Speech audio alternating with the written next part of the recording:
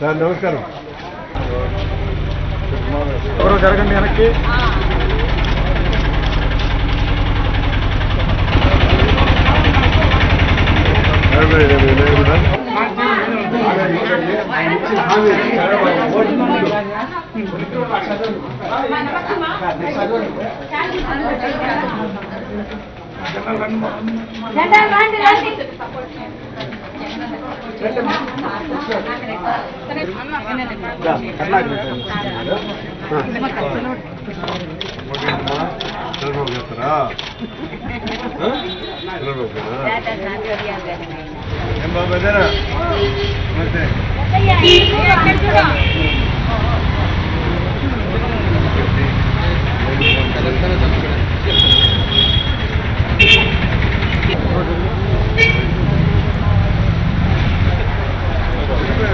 కనపడలేదు.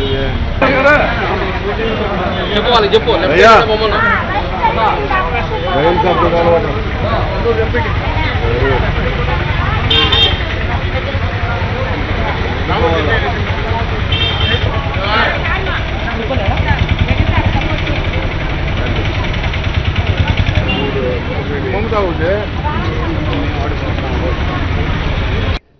మన రాష్ట్రమంతా ప్రజలు మాకు మంచినీళ్లు కావాలి మొర్రోనని వీధుల్లోకి వచ్చి పోరాటాలు చేస్తున్నారు.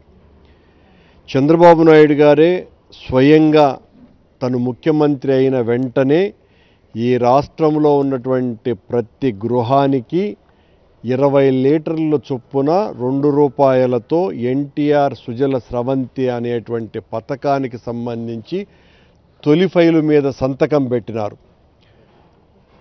ప్రజలు అడగకపోయినా ఈ రాష్ట్రమంతా మద్యానికి, బార్లకు, బీర్లకు, విస్కీలకు తలుపులు బార్లా తెరిచి వరదల్లాగా ఇంటింటికి పొద్దున లేయంగానే పాల ప్యాకెట్లు ఏ రకంగా అయితే ఇళ్లకొస్తాయో ఆ రకంగా ప్రతి ఇంటికి సారాయిని చంద్రబాబు గారు సరఫరా చేయాలన్నటువంటి ఆలోచన చేస్తున్నారు. ఈ రాష్ట్రంలో ఉన్నటువంటి యువతంతా కూడా చైతన్యరహితంగా మత్తులో సాగిలపడి ఈ రాష్ట్ర అభివృద్ధి కోసమని ఏమాత్రము పనికి రాకుండా పోయే స్థితిలో వాళ్ళనందరినీ కూడా నిస్సత్తువ కలిగిన జాతిగా తయారు చేయాలని నిశ్చయించుకున్నారు చంద్రబాబు నాయుడు. మనుషులకు ఆలోచన రాకూడదు, ఆలోచన అన్నది వస్తే చంద్రబాబు చేస్తున్నటువంటి దాష్టిక పరిపాలన మీద తిరగబడతారు కనుక మొత్తం అందరినీ మందుతో జోకొట్టేటువంటి ప్రయత్నం చేస్తున్నారు. ఎవ్వరూ అడగల మాకు కావాలా మందు షాపులు కావాలని అడగకపోయినా మీకు బీరు లైసెన్సులు, బారు లైసెన్సులు, రోజు విపరీతంగా తాగించండి అని అధికారుల మీద ఒత్తిళ్లు తెచ్చి ఈ 2.5 సంవత్సరాల కాలంలోనే దాదాపు 40% పైగా తాగుడును అలవాటు చేయించినారు చంద్రబాబు నాయుడు గారు. ఎక్కడ చూసినా మందు దుకాణాలే. ఇవి చాలవన్నట్టు ఈరోజు షాపింగ్ మాల్స్లో ఎక్కడైనా సరే, అది బీచ్ కావచ్చు, షాపింగ్ మాల్ కావచ్చు, చివరికి మీరు ఆర్డర్ ఇవ్వగానే పొద్దున్నే పాల ప్యాకెట్తో పాటు ఒక మందు ప్యాకెట్ కూడా ఏ ఇబ్బంది లేకుండా వచ్చే పరిస్థితిని తీసుకుని వచ్చాడు. నిన్నేమో బారు బీరుకు లైసెన్స్ అన్నాడు, ఈరోజు పొద్దున్నే పేపర్ తెరవంగానే శాచెట్స్లో బ్రాందీ విస్కీ సరఫరాట. దానికి ఆయన గారి యొక్క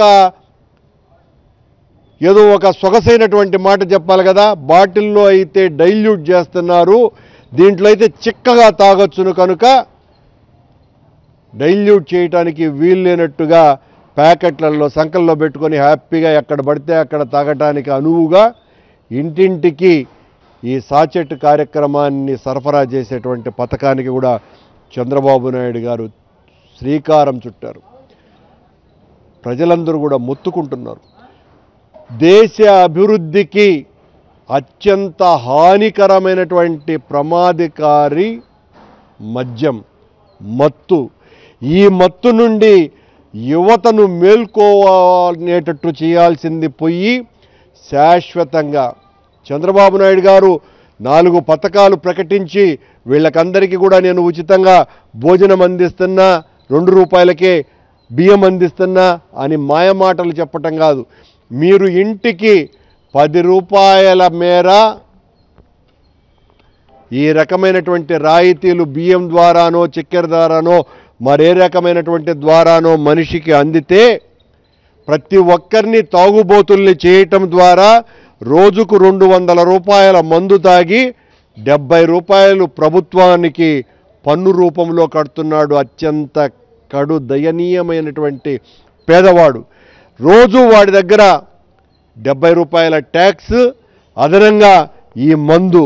దీని వలన వాడి జీవితం బుగ్గైపోయి తన పెళ్ళాలను కొట్టుకుంటూ వాళ్ళ పట్ల అత్యంత అనాగరికంగా ప్రవర్తిస్తూ సామాజిక జీవనాన్ని కోల్పోయి సమాజంలో తమ భాగస్వామ్యం అన్నదే లేకుండా చేసుకొని ఈ రాష్ట్రానికి వెన్నుదన్నుగా నిలబడాల్సినటువంటి యువకులందరినీ కూడా మత్తులో ముంచెత్తేట కార్యక్రమాలకు చంద్రబాబు నాయుడు గారు శ్రీకారం చుట్టారు.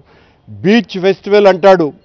అక్కడున్నటువంటి వచ్చినటువంటి ఆడవాళ్ళకందరికీ కూడా బట్టలు లేకుండా వివస్త్రధారణే, అంటే బట్టలు లేకుండా ఉండటమే ధారణగా. అంటే ఆంధ్రప్రదేశ్ సంస్కృతిని నేను కాపాడుతున్నాను చంద్రబాబు. అవును, ఈ రాష్ట్రంలో ఉన్నటువంటి మహిళలందరినీ కూడా వివస్త్రధారణ చేసి వాళ్ళకందరికీ కూడా బికినీలు తొడిగి చంద్రబాబు నాయుడు గారు ఈ రాష్ట్రంలో ఉన్నటువంటి తరతరాల మన సాంప్రదాయాన్ని అత్యద్భుతంగా కాపాడబోతున్నారు.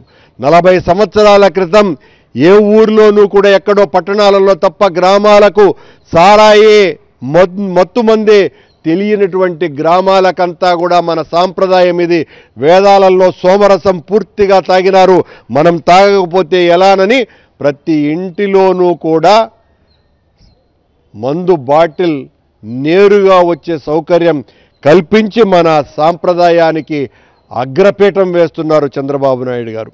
ఇది చంద్రబాబు నాయుడు గారి నిర్వాకం. ఆయనకు చరిత్ర అంటే ఇష్టం లేదు, సంస్కృతి, భారతీయ సంస్కృతి పట్ల మక్కువ లేదు. ఎవరు ఎన్ని రకాలైనటువంటి అడ్డంకులు, ఆటంకాలు, వ్యతిరేకతలు తెలియచేసినా నేను ఇది చేసి తీరతాను అనేటువంటి స్థాయికి లోకేష్ బాబు గారు అమెరికాలో స్టాన్ఫోర్డ్ యూనివర్సిటీలోనో ఎక్కడో చదివి అక్కడ ఆయన గారి విన్యాసాలన్నీ ఫేస్బుక్ల ద్వారా చంద్రబాబు నాయుడు గారు చూసి తరించి అదే రీతిలో ఈ రాష్ట్రంలో ఉన్నటువంటి యువతులంతా కూడా ఉండాలి. అలా ఉండి ఆదర్శప్రాయంగా నిలవాలి. అందరూ కూడా తాగి తుళ్ళి రోడ్ల మీద పడి జాతరలు చేసుకోండి తాగుడుతో అని ప్రవచిస్తున్నారు.